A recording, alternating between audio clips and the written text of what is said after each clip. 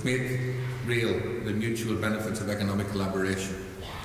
We based our early corporate strategies on understanding that for many decades, probably going back to partition in the early 20s, the two economies on the island had developed back to back, and that the main barrier to collaboration, it wasn't the accepted sort of understandings of infrastructure deficits and currency differentials and all of that. When we did the early research, it was clear that the main barrier to collaboration was a knowledge gap. Businesses in the two jurisdictions didn't understand the markets and the opportunities existing, and didn't know the people who they might cooperate with. So it was relationships and information. They didn't know whether it was worth their while to even go and try and find out. So the first thing that we did was to try and address this knowledge gap, to generate the information that was required to get it flowing. The second thing we did in the early days was to provide the conduits through which that knowledge, business information could be channeled. We developed an early network strategy. We established sectoral business networks in agri-food, software, life sciences. We did areas of excellence networks, like their equity network to provide signposting to equity, venture capital, business angel finance. And we capability development networks such as supply chain, logistics, and all of those areas. And very importantly, research networks, which I'll talk a bit about later on. We found one underlying principle which underpinned the success of each, and that it was that networks of trust which made the difference. In business, as in any field, politics as well, you don't trust people if you don't know them.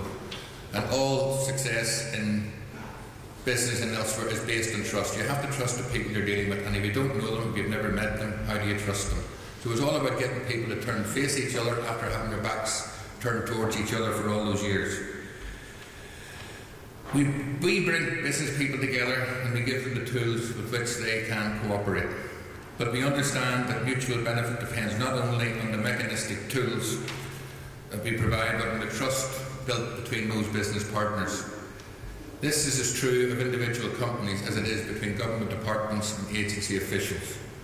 The specific topic that I've decided to address today, we were all asked to pick a topic within the overall umbrella of the island economy, is the importance of cooperation on innovation. Now acknowledged as one of the critical components which any economy needs to deliver successfully to maintain and develop its competitive performance, both internally and externally. Intertrade Ireland supports the development of a very well-connected innovation ecosystem right across the island that puts enterprise right at the centre and will ensure that the connections, technical, market, financial, exist right across the island, so the small businesses can move their creative ideas swiftly through the innovation process and get to market much earlier. There's a very good track record of individual project success that shows the potential for cross-border cooperation to create enduring competitive advantage for businesses and an island that is recognised for its science, technological and innovation capabilities. But innovation isn't the preserve of high-tech companies and R&D intensive businesses working in labs and white coats. Identifying and harnessing creative ideas is a learned process that all aspiring companies have to embrace. All businesses need to innovate on a continuous basis to remain competitive. And successful innovation can be seen beyond the traditional view that innovation is the same thing as research. Some of the most successful innovation in recent years has come through business model innovation, for example. These are difficult times for businesses, the collapse in demand for their goods, limited access to finance, rising costs, we all know the story. But there are opportunities as well. In times like this, a lot of the strong companies see it as opportunity. Through improved management capability, people are cutting costs within the companies, through greater internationalisation, they're looking for new markets, they're looking for new angles. It's no longer good enough to be average, you have to be better than the next, and the way to do that is through innovation. More than ever, innovation really matters. As markets contract, business needs to become more innovative in aligning their products and services to new market needs. We know that those organisations that can quickly adapt to customer needs and incorporate new research and technologies into their operations, those are the ones that are most likely to pull away from the competitors, to gain bigger market share and be better poised for the growth when the economy does begin to revive and recover, which it will. Nurturing and supporting this talent is a key role of all development agencies like ourselves. For example, through Inter-Ireland programmes which support technology transfer, known as Fusion, and collaborative research and development, known as Innova, we get this working on an all-island basis.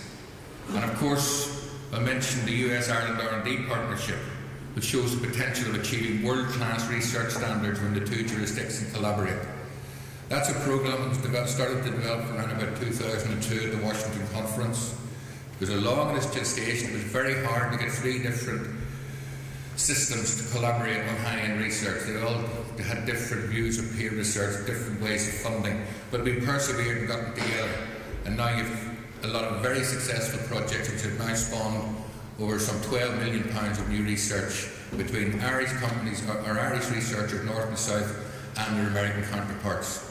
They're working in areas like multiple sclerosis, diabetes, sensors, nanotechnology, and it's at the very high end, and that's what collaboration enables companies to do. But at the lower level, it's not all up this high-end stuff. At the lower level, our Fusion programme, it's a technology transfer programme, and it's one of our flagships. More than 300 companies from right across the island have now participated in Fusion. Companies join the programme with a technology-based need, a new product or process they need to develop. It can be to solve a technical manufacturing problem or to develop a new product. It's a 3-way partnership. A company on one side of the border is matched with a third-level institute with specific research expertise which can help the company based in the other. And then we put in a high-level technology or science graduate in between the two as the conduit to deliver the programme over a period of a year. For more than 200 of these companies, it was their first formal innovation collaboration with the third-level institute. SMEs don't normally do the university trail. So the average business value gained from each company in the 3 years following completion is more than €1 million. And that's not us saying that, that's independent research. I'll give you one example. E&I Engineering from Donegal. They used their Fusion project to improve their engineering capability in design, testing and manufacture for industrial bus bar systems. In the first 3 years after their project, they reported additional sales of more than €38 million and the establishment of a spin-out company and the creation of 86 new jobs. Innova is a research and development programme company to company, one north, one south. To date, we have 25 partnerships involving 50 companies. Again, most of them first time involved in cross-border collaboration. An example is a dairy firm called Hunter Apparel and Itronic in Letterkenny. Hunter designed supplying uniforms to the healthcare, food and pharma sectors. Through Innova, the two companies developed an innovative product to monitor hand hygiene activity, and that product is now into the market and moving forward. These programmes are very important.